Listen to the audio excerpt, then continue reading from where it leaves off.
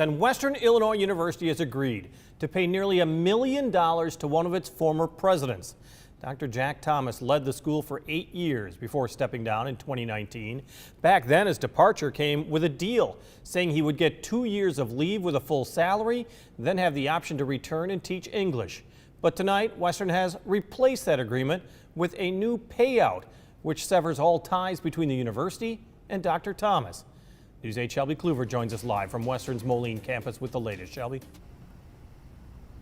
Yeah, so like you said, that agreement included 2 years where Dr. Thomas wasn't working. Then he could come back here to Western and teach a class for no less than $300,000 a year.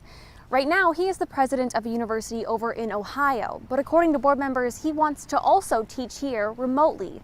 The school wants him to do it in person, but that is just a small part of the dispute that led to this $900,000 settlement.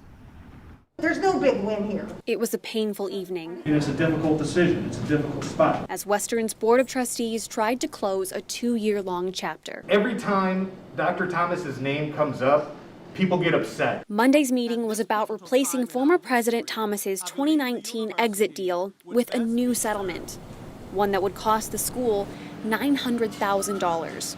Only $80,000 of it going to the former president, the rest to a law firm. It was a hard pill to swallow for some. This is much more money than we have as a university. But others worried things would only get worse. If we do not do this, there's going to be a point where we look back and we say we could have gotten out of this for that amount, and now we're down the road and it's costing us far more than this. The main reason for supporting the move was to protect the school from future lawsuits. I think we will dodge a bullet if we just settle and close this chapter. During his tenure as Western's first black president, Dr. Thomas faced what the board called racist behavior. He was seriously fearful for his life. Under this new agreement, he can't sue the school for discrimination. It also solves several issues both sides are having with the 2019 deal. The nature of the assignment, the location of the teaching, the duration of the employment. By rendering it void.